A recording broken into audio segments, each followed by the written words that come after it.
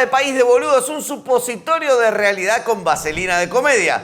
Habíamos dicho que volvíamos recién a mediados de mayo, pero decidimos anticiparnos un mes y medio por temor a que se resolvieran todos los problemas del país y nos quedáramos sin nada que poder criticar. Y en ese caso tuviéramos que afrontar el terrible destino de trabajar en La Nación Más. Pero no. Por suerte seguimos para el ojete y podemos hacer chistes porque donde hay una necesidad nace una carcajada.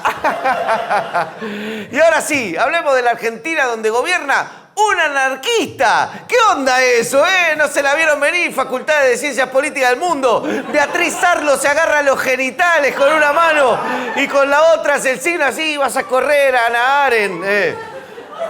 Así es. El año pasado hubo un hartazgo de la clase política y se votó a alguien distinto. Un extravagante con ideas económicas muy extremas, con un carácter un tanto disruptivo, que evidencia cierta insensibilidad al calor, profesa una religión judeo-canina y muestra una marcada tendencia a sobredimensionar el amor fraternal. Fue un verdadero lo que sea con tal de que no ganen los mismos garcas de siempre. Voto a cualquiera antes de que siga Sergio Tomás Casta y sus sonrisas de inflación. Pero lo cierto es que el gobierno de Javier Gerardo no solo va en una dirección totalmente distinta a la gestión anterior, sino que además va a otra velocidad. Nos subimos al ovni liberal de Milei cuando veníamos acostumbrados al Renault 12 socialdemócrata de Alberto.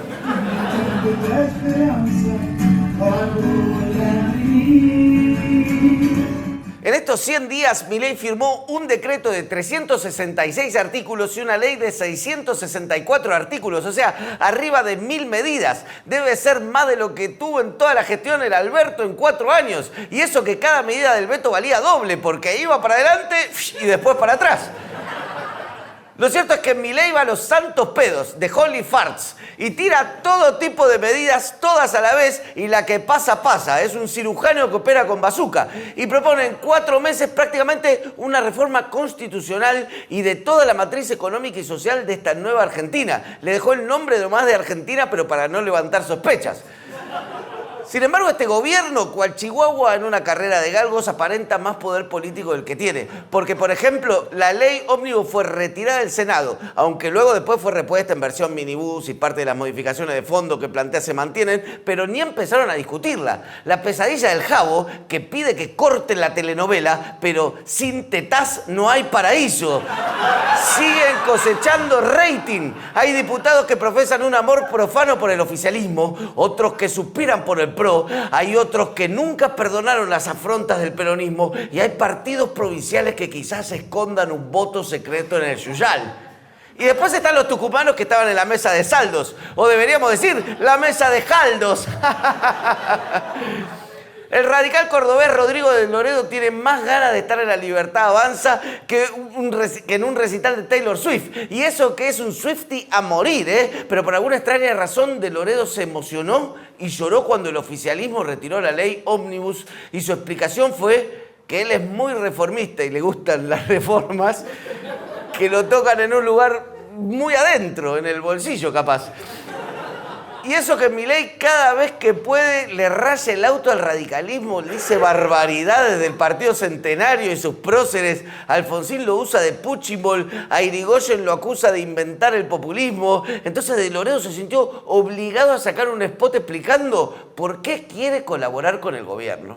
¿Por qué cooperamos con un gobierno que nos destrata, que nos insulta, que paradójicamente mantiene un silencio con el kirchnerismo? Bueno, porque muchas veces siento que el discurso del gobierno tiene como objetivo ordenar el sistema político de manera de ponernos a nosotros en contra de la reforma y a favor del statu quo. Y nosotros no estamos ahí. Nosotros estamos a favor de cambiar el status quo que nos trajo hasta acá. Nosotros, en cambio, creemos que la Argentina tiene que ir a un modelo productivo, exportador y con un Estado eficiente invirtiendo en infraestructura tecnológica y fundamentalmente en una gran revolución educativa.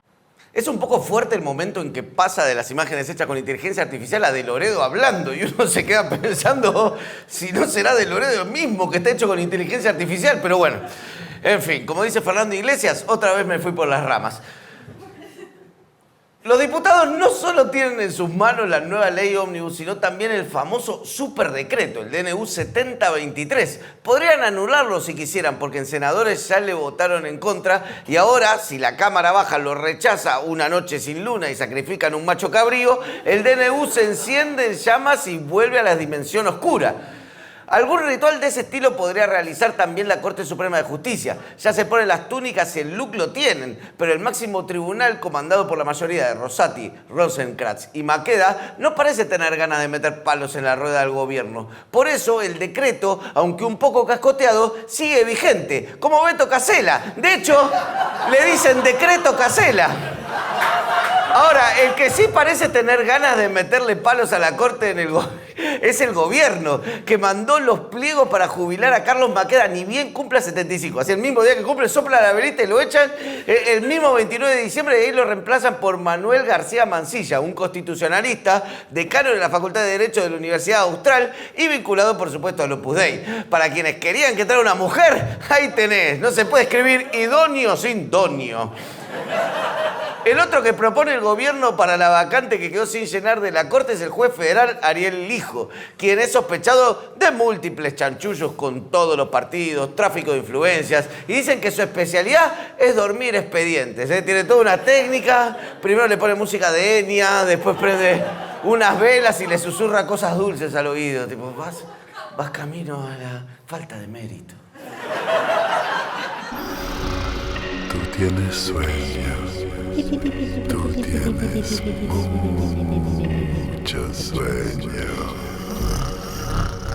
De salir bien esta jugada le permitirá al gobierno controlar la Corte con una mayoría compuesta por Lijo y Mansilla, junto con Ricardo Lorenzetti, quien dicen que es el autor intelectual de esta movida. Los otros dos jueces, Rosati y Rosenkrantz, quedarían una minoría de 3-2 y ahí ya nunca podrían meter un gusto en el kilo de helado, ni elegir película en la noche de pochoclo. El triste destino de las minerías judiciales, ver una y otra vez Volver al Futuro y comer quinotos al whisky, que es el gusto favorito de Lorenzetti, y todos lo saben. Y por encima de todos estos conflictos sobrevuela la nave nodriza de invasión libertaria, la relación con los gobernadores, quienes están en un permanente tironeo con Milei que los desfinanció básicamente. Algunos más como Axel Kicillof y algunos menos, mucho menos, como el tucumano Osvaldo Yaldo, a quien Milei estaría por incluir en el canil con sus mascotas, Esteban, Pablo y Luis Miguel.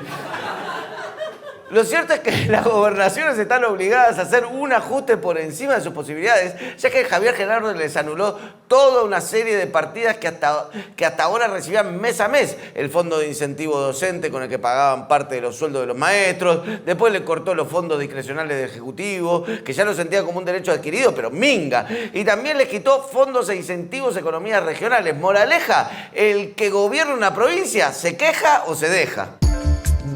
Haber ido a hablar con los gobernadores de una manera tan transparente y tan honesta. Y los gobernadores, en lugar de tomarlo como un gesto de buena voluntad, que es lo que era, lo tomaron como un signo de debilidad. Para mí, o sea, haber ido con tan buena fe, probablemente fue un gran error. La solución que propone el gobierno es bastante pragmática: reponer la cuarta categoría del impuesto a las ganancias, por lo que las provincias compensarían el ajuste con el salario de los trabajadores de mejores ingresos y no con los aportes del gobierno nacional. Para sacarle un mango a Milei necesitas vestirte de multinacional. No sabemos cómo va a salir esta movida, pero el Jabo, a pesar de la sinfonía de fracasos y tropiezos que lo sigue a todas partes, realmente un poco hizo mella en el funcionamiento institucional de nuestra sociedad mientras intenta cerrar con gobernadores y que el Congreso le vote las medidas que necesita. Al final era re winner. Hasta ahora, este parece ser el plan del gobierno, ideado por alguien que sin duda lee bien la política y entiende cómo construir poder. Después podemos discutir si ese alguien es Conan en modo Obi-Wan Kenobi fantasma, o el ministro del Interior Guillermo Francos, el jefe de gabinete Nicolás Pose, o si es Karina la princesota, o si es el asesor en las sombras Caputín, cuyo nombre mezcla Rasputín con los K, con Putin, con el apellido Caputo.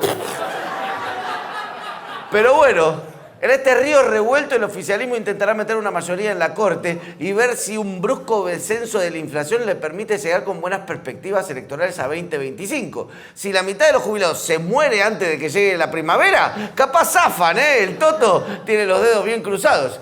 Igual, como te digo esto, también te digo que puede salirle mal. Y los gobernadores no acordar el famoso pacto de mayo y que le voten todo en contra en el Congreso de los Diputados y se cae el DNU, se cae la mini ley ómnibus o la ley combi o el monotaxi, o sea, cada vez transporte más pequeño, la ley monopatín.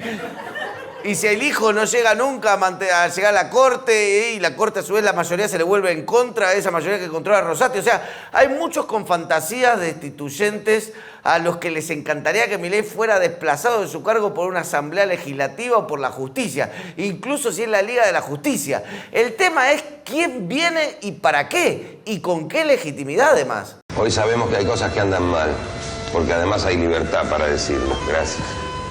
Si no la hubiera, nos venderían que todo anda fenómeno como antes. ¿Se acuerdan? Yo lo voto a Angelos. ¡Upa!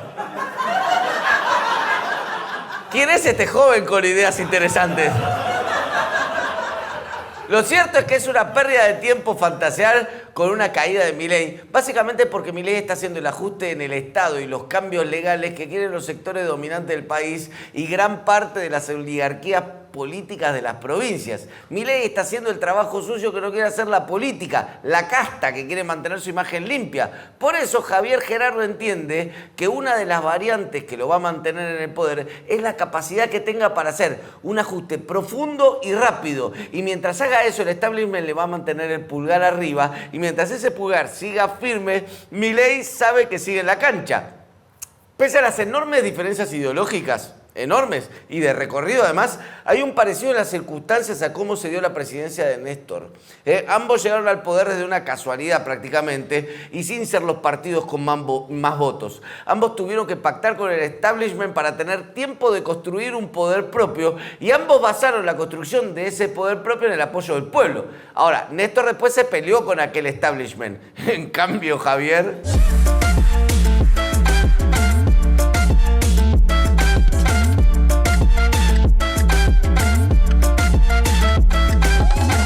En la lógica de este gobierno el gran problema es el gasto del Estado, una suerte de suma de todos los males que, si es derrotada, se acabó el problema. Este es el último gran villano. Me pregunto cuánto habrá tenido que ver la lógica de las películas de Marvel en el triunfo del Jabo, ¿no? Pero bueno, en esa onda medio Thanos que tiene, el Jabo le pegó un guadañazo a las cuentas públicas muy fuerte, hasta que el Estado registró un superávit financiero en febrero con una reducción del gasto del 36% interanual real, el mayor recorte de caja de los últimos 30 años, o como Milei prefiere llamarlo, mi primer ajuste. ¡Upa! ¡Qué bien! Entonces el ajuste era cierto, lo pagó la política. Pero no, al final, como en esas fábulas infantiles, con moraleja, la política un poco éramos todos, ¿no? Pero más que nada los jubilados, que tienen la suerte de una corta expectativa de vida, como le dijo Mondino a Mirta, para alegría de la nonagenaria, que mentalmente empezó a pulirla para algún día sepultar a la cancilleresa. Nunca debió retar a la gran campeona. Sos un jubilado arriba de no sé cuántos años, es casi seguro que te vas a morir. Entonces, ¿para qué? Bueno, si uno puede vivir hasta los 106 años. Sí, señora.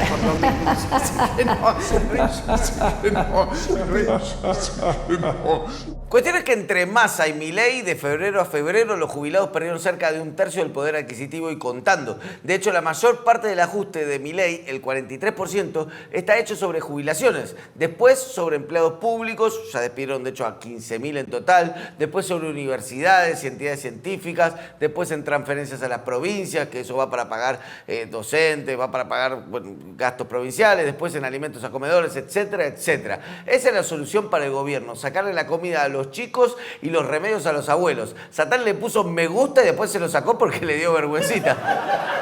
En paralelo, hubo una devaluación del peso frente al dólar del 54% a comienzo del gobierno, pero se mantuvo planchado el dólar blue porque el central compró dólares y no pagó importaciones casi por la misma cifra. ¿Se entiende? Es como decir, compré dólar ahorro, pero porque no pagué el alquiler. Soy fiscalmente mucho más responsable ahora que no tengo casa.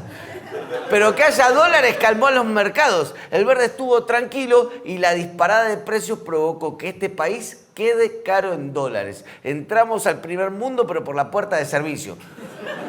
Mucha gente tuvo que salir a vender entonces sus divisas, o sea, sus dólares que habían ahorrado para hacerle frente a la inflación. Por lo tanto, un montón de dólares de ahorro terminaron siendo gastados en los supermercados, que olieron la libertad y subieron los precios, lo que se les cantó el orto. Moraleja, tus ahorros los tiene Coto. Coto, yo te conozco y sos un garca. En materia internacional, la línea política es más dadaísta. Podríamos decir que el Jabo está anclado en la Guerra Fría. Habla de Occidente y la cortina de hierro, le teme a dictaduras comunistas, le dice guerrillero a Petro, ignorante a AMLO, corrupto a Lula, le dice zurdos a los empresarios de Davos. Se mea con elogios a Trump en una convención conservadora, va y viene con China. El mundo se pregunta lo mismo que nos preguntamos nosotros: ¿genio o pelotudo a cuerda? Pero sin dudas el aspecto más oscuro de este gobierno es su apoyo solapado a la dictadura militar, el relativismo respecto del genocidio y los crímenes de lesa humanidad, el desprecio por los empleados estatales, la subestimación de los pueblos originarios, su entreguismo a los norteamericanos, el cierre de los institutos nacionales contra la xenofobia y la discriminación, la negativa de entregar los alimentos a comedores sociales con la excusa de auditar las organizaciones, no entregar medicamentos para niños con cáncer, despidos en la dirección de discapacidad, y dice mucho de esta situación que quise pensar en el aspecto más oscuro y me salió una lista como de 15 temas. Y son tantos frentes que están bajo ataque que es sencillamente agotador. El gobierno sale a la cancha con una ametralladora de medidas polémicas, decisiones despiadadas y declaraciones incendiarias. Es un trabajo de tiempo completo discernir qué es solo indignante de lo que es verdaderamente importante. Ojo, algo puede ser también indignante e importante a la vez. Las medidas importantes muchas veces son indignantes, pero no todo lo indignante es importante. Y después hay cosas que hace el gobierno que no son ni indignantes ni importantes, que entran en la categoría de lo idiota.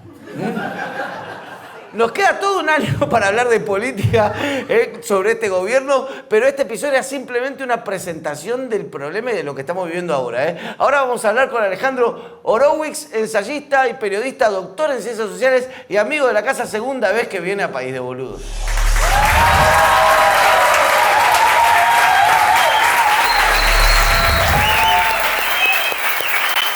Muchas gracias. Tenemos la alegría de haber invitado a Alejandro Horowitz, que es uno de los invitados más exitosos a nivel comentarios y reputación de los programas que hicimos el año pasado. Y además es una persona que para mí es muy importante a nivel generalista, a nivel armar un análisis completo un poco de la realidad y no quedarse con un segmento o una parte específica. Así que nada, una alegría que estés acá, Alejandro. Muchísimas gracias. No, gracias por invitarme. Por favor. Lo primero, que es largo, ¿no? Explayate, pero ¿cómo ves todo este ciclo que comenzó el 10 de diciembre con Milei? Explayate. A ver.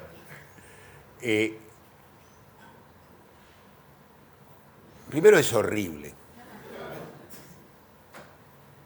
Y segundo es qué formato asume esta horribilidad. Cuando nos dimos cuenta que Milei podía ganar, también nos dimos cuenta que Milei era más bien el nombre de una catástrofe. Pero el nombre de una catástrofe no supone cómo va a ser la catástrofe, ni cuánto relativo éxito tiene o no en ejecutarla. Él anticipó y blanqueó de frente mar que el ajuste era su objetivo directo. El ajuste se puede hacer de dos modos. Uno es el equilibrio fiscal y otro es el superávit fiscal. Y él eligió el superávit fiscal de una. Vos imaginate que estar a la derecha del fondo es realmente un logro. Lograr que uno de los funcionarios del fondo, que son más diplomáticos que la Cancillería china, te explique que la calidad del ajuste es inadecuada, no está diciendo poco. ¿Qué quiere decir esto mirado más finito? Quiere decir que esto es insostenible en el tiempo. Simplemente si yo agarro y corto, está bien. Se parece horriblemente a un chiste jasídico que me contaba mi abuelita. Mi abuelita me contaba un chiste de un señor, un judío muy pobre, que vivía en un pequeño pueblo y como era muy pobre y tenía un asno, no le alcanzaba para comprar el pienso suficiente para alimentarlo.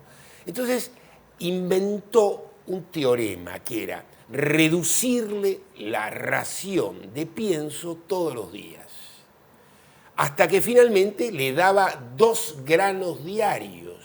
Y por supuesto el asno se murió. ¿Y cuál fue la conclusión de este brillante judío? Justo cuando iba a aprender se murió. Hay algo medio parecido, ¿no? Como... Casi igual. Y además esto se cruza con otra situación no menos importante, y es el profundo resentimiento que este hombre expresa por todo aquello que signifique cultura, conocimiento, comprensión matizada, con todo aquello que no sea burdo, obvio y patético. Es la primera vez desde que existe la Feria del Libro que no va a haber un stand de la Secretaría de Cultura y del Gobierno Nacional. Videla creyó que tenía que ir a la Feria del Libro. Es más, un periodista profundamente chupamedia de esa época, ¿qué hizo? Le pregunta al general, ¿le interesan los libros? Por supuesto, dice Videla. ¿Y qué libros lee? De historia. ¿Y historia de qué? Del general San Martín. Y el tipo, que era un chupamedia perfecto, le dice, ¿qué libro del general San Martín? Y como Videla era ágrafo, igual que Milei, no sabía un puto libro sobre San Martín. Ni el de Mitre se le ocurrió. Y se quedó callado. Pero claro, Videla creía que tenía que fingir que la cultura era importante y que él tenía algo que ver con esto. Milei no. Fíjate lo que dice. Propone que en las carreras de economía no se lea a Marx, que es como si yo te dijera que en las carreras de física no lean a Einstein, no lean a Planck, no lean a Newton. Esto es el pensamiento clásico que constituye la materia. Estamos hablando de un tipo que no ejecuta la crueldad con cierto dolor. ¿Te acordás la escena donde Cavallo recordaba que su papá era jubilado y se puso a llorar con la PLA? A Milei eso lo único que le puede producir es una carcajada horrenda. ¿Por qué? Porque disfruta de hacerlo. Pero lo más interesante es la empatía que esto logra en un segmento no pequeño de la sociedad y la dificultad de asumir esa empatía. Pero eso no es simplemente porque todos son unos hijos de puta. Hay una cuestión mucho más sencilla. Si vos tenés los derechos de un tipo que trabaja en un Rappi, es decir, ninguno, y yo vengo y te explico que vienen por tus derechos, vos te quedás mirando.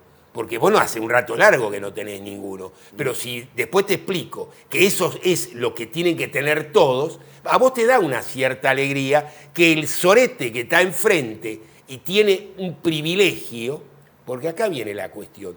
Derecho es aquello que es universal, y lo que no es universal es un privilegio. Hemos construido en 40 años de democracia parlamentaria y vacía una cantidad de resentidos descomunal, y no son resentidos sin motivo. Dijimos que íbamos a conectar igualdad, y esta es la igualdad que conectamos. Por eso, razones para Milei no faltan. Ahora, ¿qué es lo que esto habilita a Milei? Es la pregunta de verdad. ¿Qué es lo que esto habilita a Milei?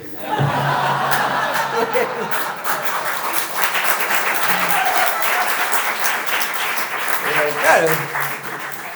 Es una equivocación dejar la pregunta servida. Pero tomás cerveza Sí, tranquilo, bueno, ahora. sí. Habló un rato. Lo habilita casi todo. Y esta es la diferencia. Vos fíjate, Milei no es Videla. Atrás de Milei no están las Fuerzas Armadas. Milei no tiene realmente capacidad represiva. Puede reprimir una movilización de 5.000. Pero cuando ATE dice que hay que entrar todos juntos a los ministerios, Milei no tiene capacidad de réplica. Cuando la CGT hace una movilización y un paro general, cosa que sucede muy de vez en cuando, tampoco. Cuando vemos el 24 de marzo una movilización descomunal, ni se mete. Sin embargo, no deja de provocar todo el tiempo. Y nos habla de la verdad completa. Y aquí vemos la debilidad de la verdad oficial. El número 30.000 no es el número que surge de una contabilidad, es un número imaginario de nuestro dolor colectivo. El número lo tienen que dar ellos. El Estado Nacional tiene que decir cuántos, cómo, dónde y por qué. Jamás hicieron tal cosa. Pasaron distintos gobiernos, ni uno dijo nada. Hubo 250 capellanes militares. Solamente von Bernich tuvo que explicar alguna cosa. Los otros 249 pueden guardar perfecto silencio. Sabemos que existen los archivos del terror. Solamente están a disposición del Tata Joffre. Entonces, ¿qué estamos planteando? Que esto, que es una democracia de muy baja calidad, donde la frustración mayoritaria es absoluta, donde el descontento es obvio, donde la situación es dramática, arroja a Milei y lo habilita para lo que estamos jugando. ¿Y qué hace la oposición mientras tanto? La pregunta es, ¿existe? No. La oposición existe ¿en dónde? Milei discute con su propia sombra. Sus adláteres hacen acuerdos que Milei 2 minutos después viola. Y el ministro del Interior, que ya concursa para mamarracho mundial, no tiene nada que decir y no renuncia. Y los gobernadores insisten en tratar de ver cuánto más tienen que bajarse los pantalones, pero ni aún así nunca alcanza. Y él avanza tranquilito con la motosierra, mientras la imbecilidad aplaude. Pero ¿cuánto tiempo?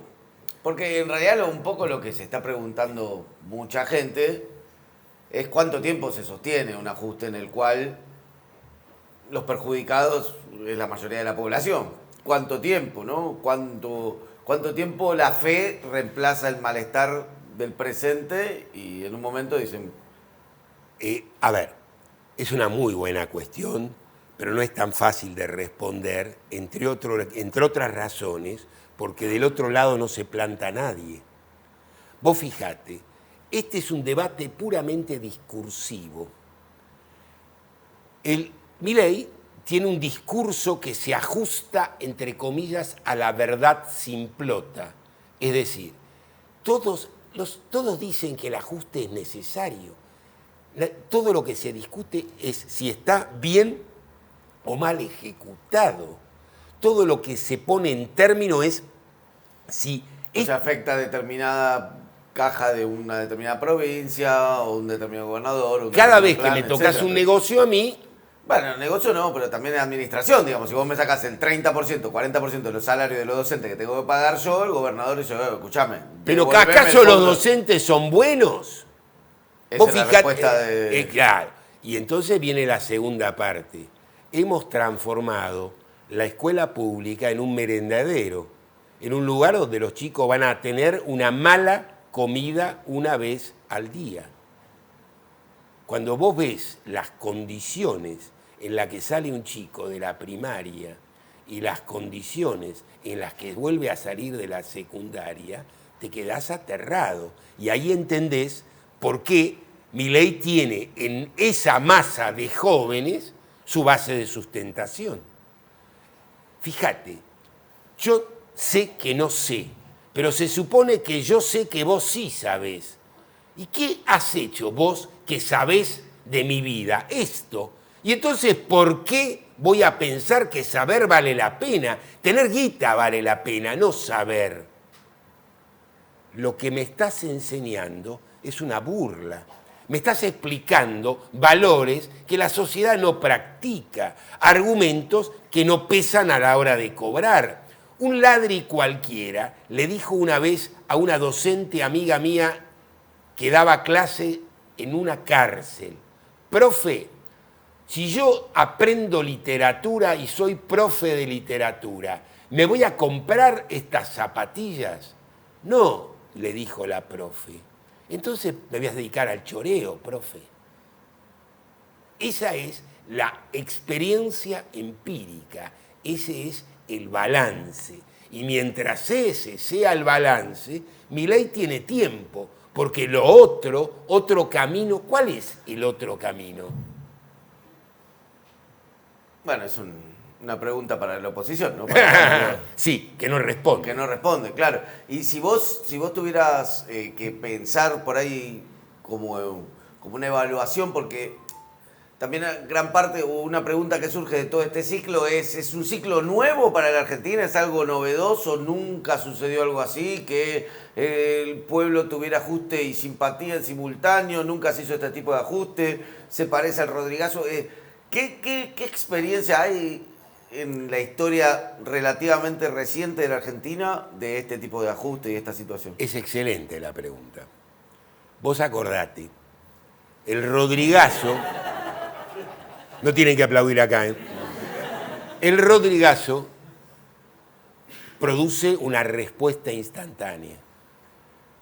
Los trabajadores salen masivamente a la calle, no hay duda al respecto. Y detrás de los trabajadores que salieron a la calle, que esto fue julio-agosto del 75, empezó un proceso de degradación velocísima del gobierno de Isabel Martínez de Perón, que terminó en el golpe de Estado del 76. Los responsables del golpe de Estado, ¿quiénes eran? ¿Los dueños, los beneficiarios del golpe de Estado? No. Los militares eran los responsables. ¿El juicio a quién se le hizo? ¿A los beneficiarios? No. Se le hizo a las 3 juntas militares y en paralelo a la guerrilla montonera. Es decir, los 2 demonios quedaban escenificados perfectamente. Los responsables históricos reales siempre quedan protegidos. Ahora los responsables es la casta. No cabe ninguna duda de que la casta tiene responsabilidad en esto. Cuando vos mirás... ¿Qué es la casta? Es una buena. A ver, ¿vos viste el patrimonio de los que forman parte del Congreso? No el que tienen, el que declaran. La verdad que no lo vi específicamente, pero muchas veces son... ¿Vos creés que hay muchos pobres ahí? No. Bien. En un país cuyo nivel de pobreza no se puede decir porque cada 5 minutos la cifra atrasa, ahí no hay un solo pobre. De modo que los que están ahí integran la casta, sin debate alguno. Primero. Segundo, cuando vos ves cómo se corrigen el está sueldo... Saracho. Tenemos una. Caramba, me acabas de cagar una teoría. No, pero es verdad, pero también, o sea, mientras lo decías, y también pensaba, en cuántos espacios también nos ha tocado cruzarnos con gente que esté en sus ingresos por debajo de la línea de la pobreza. Porque por ahí, incluso en la misma universidad pública, muchas veces no se encuentra, en la privada ni te cuento, por ejemplo, en los espacios donde me tocó trabajar, en canales de televisión, etcétera. O sea, como hay una situación de una sociedad como que es la llevada adelante por una élite. Esa élite, que incluye desde diputados hasta Urnequian, por decir algo, y bueno, a Milei por ahí y como élite ideológica. Fíjate una cosa. Los diputados y Urnequian, los diputados ganan una migaja en relación a lo Exacto. que... Bien, primer asunto. Segundo asunto, para no fastidiar mucho con el punto. Cuando vos mirás la lista de Forbes, entendés. Forbes hace una lista de los 500 tipos más ricos del mundo. Sí. En esa lista esta semana salió la de la lista en general y había 6 argentinos. ¿Viste? Ahora, fíjate bien, 500 sobre un planeta que tiene casi 8.000 millones es menos que el margen de error estadístico, es una chaucha. La Argentina tiene 40 millones, 47 millones de habitantes, de modo que en la lista de Forbes no tendría que haber ni uno. Sin embargo, tiene media docena. Y los que no figuran en la lista de Forbes, pero tienen para tirar para el techo, no son 4, ni son 6. En este país hay un par de millones que llueva mierda del techo, a ellos no les pasa absolutamente nada. Esos son la gente decente. Esa es la casta. Esa es la casta real. Sí. Y a esos, por supuesto, jamás se les mueve un rulo. Y después tienen como un montón de gente al servicio de... Tienen empleados. Sí. ¿Te acordás lo que le dijo Mañeto a Menem? Cuando Menem le dijo, ¿usted quiere mi cargo? Puesto menor, le dijo. Claro. El presidente era un puesto menor. Imagínate un diputrucho. Sí. O sea que hay, por lo menos hay antecedentes de esta experiencia y hay un antecedente de haber vuelto de una experiencia así en algún punto, o por lo menos del levantamiento popular o algo por el estilo. No, lo que hemos visto son explosiones. Explosiones. El 2001 es un levantamiento ex post. Primero lo que viste es que salta por el aire el sistema que ellos construyeron y reivindican. La convertibilidad no se fue al tacho, sino porque se sostuvo una herramienta de circunstancias más allá de lo que las circunstancias permitieron. Si el presidente de ese momento, cuando asume, si hubiera salido de la convertibilidad, tendría en ese momento 24.000 millones de dólares de reservas en el Banco Central, reservas de libre disponibilidad, que hoy no existen. Vos fijate, el presidente actúa como si tuviera los dólares que no tiene. Que no tiene. Y tampoco tiene los votos. Además hay una fragilidad en muchos aspectos. No tiene los votos ni en diputados, no tiene los votos en el Senado. En la Corte Suprema pareciera depender de que no se enoje la mayoría de Rosati, Rosenkrantz y Macri. Que ya está enojada. ¿Qué? O sea, y sin embargo hay como una respuesta a la fragilidad que es tirar piñas para todos lados.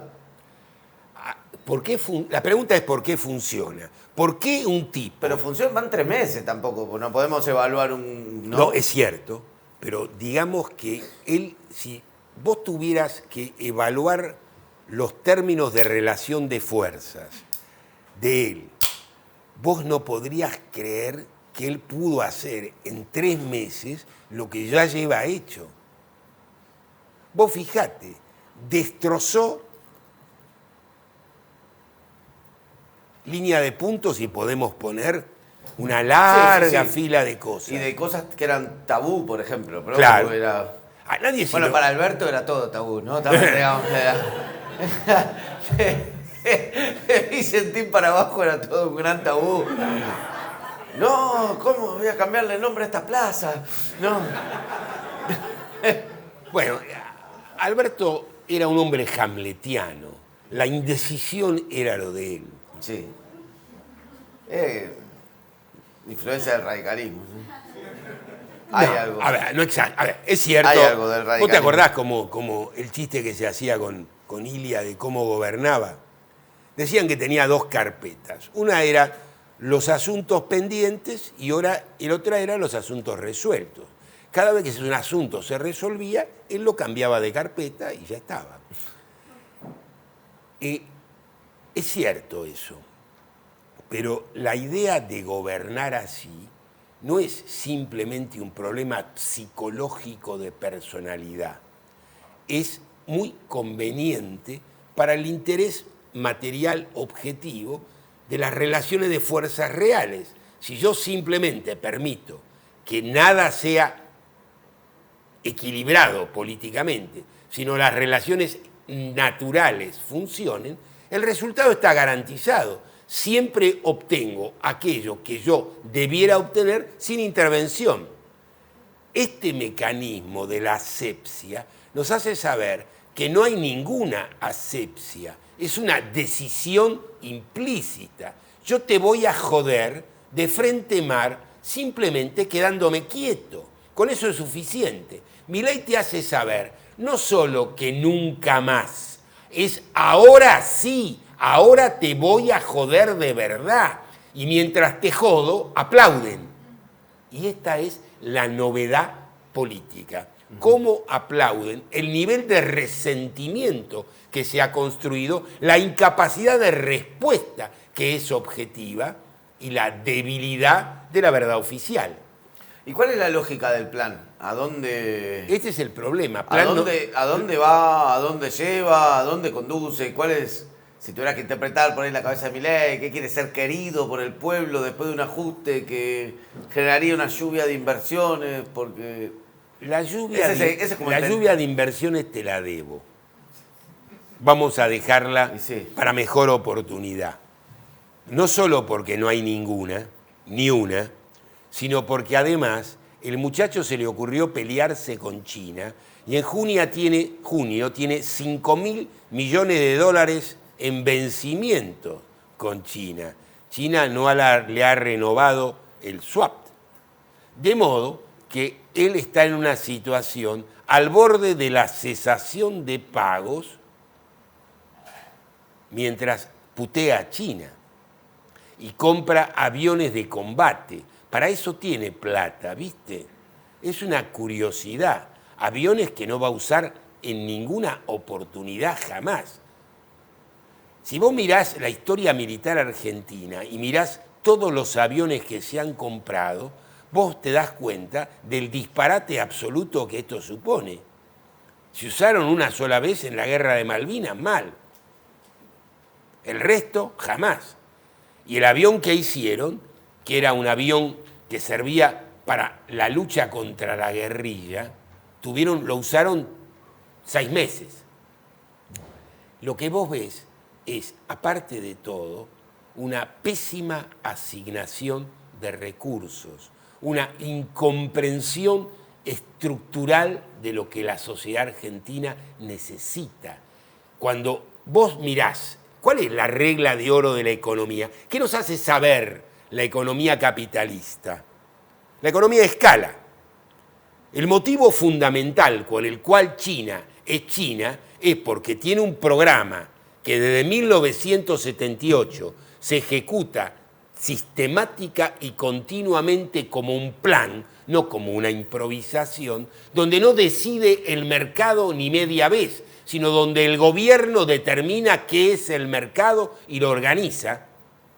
Pues bien, China tiene el 25% del planeta en población, tiene una escala que no tiene nadie.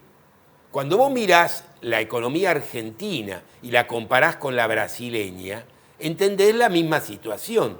Es una relación de 10-1. Estoy exagerando pedagógicamente, no es de 10-1, pero es muy grande la cantidad de veces. ¿Pero por qué funciona? ¿Acaso la burguesía brasileña es más patriótica? No, tiene otra escala. En cambio, la burguesía argentina lo que hace es fugar el dinero. Y Milei, que podría entender alguna cosa de economía, no entiende una pepa.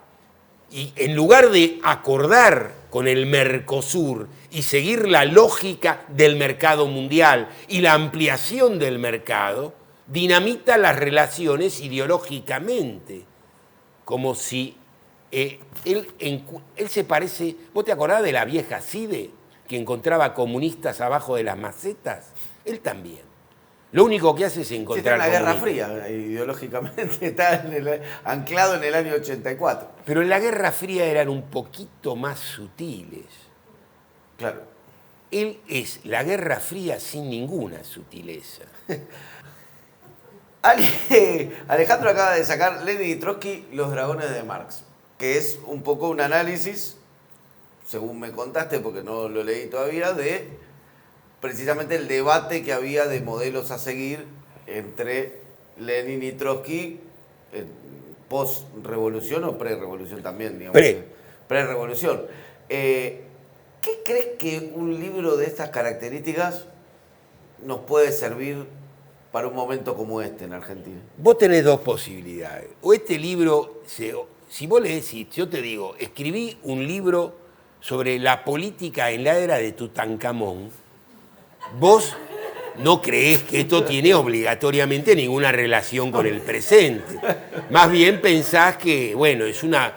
Horowitz se ocupa de las momias egipcias. Es un antropólogo. Claro, es un hombre interesado en cosas muy arcaicas. Sí, sí. Bueno, no desconozcamos que, bueno, tenían lo suyo. Fíjense, con una tecnología muy básica, los egipcios lograron que las momias lleguen hasta acá. Díganme qué otras cosas se lograron llegar hasta acá, de modo que no es para reírse tanto de los egipcios, porque cuando se proponían algo, más o menos funcionaba. Pero esto no es... A diferencia de ella, ¿saben qué? No. Ya saben qué país. Pero el problema es que lo que Lenin y Trotsky discutían forma parte del debate absolutamente actual. La pregunta uno es, ¿el capitalismo es esto? La idea del capitalismo bueno contra el capitalismo malo, del capitalismo magnífico y amable, ¿dónde existe el capitalismo magnífico y amable? Miremos, en Italia gobierna una semifascista, en Holanda tenemos la posibilidad de que los semifascistas pasado mañana lleguen al poder, en España los semifascistas... Estamos viendo que la derecha más derecha y arcaica no gobierna en dos lugares. ¿Y por qué creen ustedes que sucede semejante cosa? Todos se volvieron idiotas de repente. ¿Qué pasó? ¿Les hicieron una lobotomía uno por uno? Pasó el capitalismo, eso pasó. Pasó el vaciamiento del discurso político. Pasó que en la maravilla a la que íbamos a ir, las promesas incumplidas de la democracia, decían nuestros amables contertulios, nos han llevado a esto. Y esto es lo que esto es. Por tanto, la pregunta de si hay otro camino que no sea este, es la pregunta relevante que estos pibes se esconden debajo de la alfombra. Y la respuesta es sí es posible otro camino. Pero para eso hay que dejar de blablear y de dejar de buscar el capitalismo bueno que no existe. Porque cuando miramos los Estados Unidos, descubrimos a Trump. Y cuando miramos a Biden, descubrimos a Trump. ¿Qué quiero decir con esto? Estoy sosteniendo simple y sencillamente que si esto continúa por esta ruta, y esto no es una gran advertencia de Alejandro Horowitz, es una obviedad estadística. El COVID-19 no pasó una sola vez. El milagro es que no pase todas las semanas.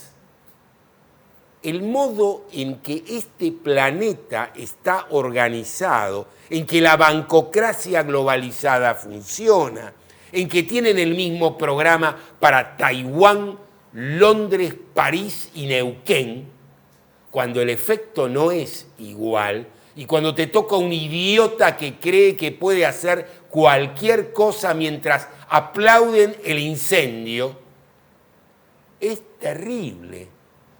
Y este es el debate ocluido, este es el debate que no aparece en La Nación Más, ni en ningún periódico, porque en lugar de hablar en serio, hablan en serie. Y entonces están los problemas y las discusiones políticas. ¿De qué se discute cuando se discute en política? Los cargos. Vos fíjate, nos hablan de la alianza del PRO con el gobierno. ¿Y en qué consistiría la alianza? En ministerios.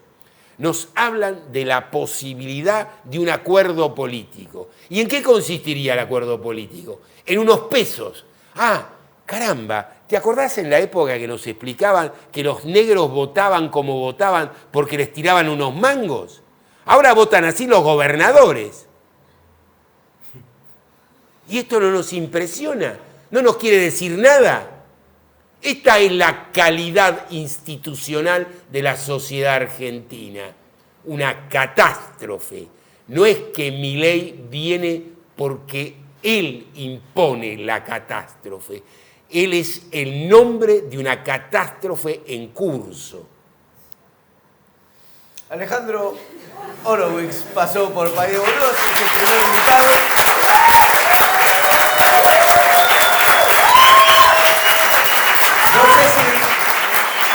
No sé si nos llenó de esperanza, pero por lo menos de claridad. Eso ya es bastante. Muchas gracias. Faltaba más. Bueno, hasta acá este programa que fue como una especie de tentempié de lo que va a venir en el año. Y hablando de tentempié del año, vamos con los hermosos comentarios que recolectó nuestro spot, el video en el que aparezco corriendo con el resto del equipo, que se ve que a la gente le encantó. Como a Cubi Ermitaño, corren para no laburar. Hijo7592 nos dice: posta, no se les cae una idea, muchachos, a laburar. ¿Qué obsesión tienen con laburar estos del partido que cuando asume el gobierno generan desempleo? Silvia Sosa 9592 nos dice: con esa cara no podés decirle boludo a nadie. Punto, espacio, signo de admiración, signo de admiración. Menos a un país entero, espacio, coma, coma, coma, coma, coma, coma, coma, pegado Gil, de goma, espacio, signo de admiración, punto. Bella ortografía, Silvia, bellísima. Y cada uno con su agenda, como Pedro Victoria Adrián dice: los milicos hicieron 30.000 NN. ¿Cuántos millones de NN hicieron con el pinchecidio? Tienen que pagar por la bichomanía. 40% de pérdida de embarazo, queridos. 10% de exceso de partidas al más allá. En la misma línea de agenda propia, Martino Vallejo nos dice: esta semana casi muero de hipotermia en la montaña, pero pensé en que volví a PDB y sobreviví. No es que una cosa tenga que ver con la otra, pero está bueno estar vivo para verlos. Cuídate, Martino. Cuídate. Mela2324 dice: no te la puedo. Ese programa que miraba los domingos con mi novio. El 7 de abril yo voy a estar en un avión y él en Buenos Aires. Será el primer domingo que miremos el programa separados. Nos vas a romper el corazón. Buscate un problema honesto, Mela. FFF Mayor se está tomando el gobierno de Milei un poco a la tremenda. Dice: se tardaron ya, esto no tiene arreglo. Como si no tuviera incidencia. Y uno que decidió no esperar es Joa Laur 1826, que dice: por fin una buena noticia de Argentina. Saludos desde España. Y encima exige: te decepcionamos, Joa. Mauro Martín dice: aguante PDB, importantísimo para el pragmatismo argento. Aunque no comulgo con la izquierda fundamentalista, siempre fui un gran admirador del cinismo con el que se sufre en nuestro ubérrimo país.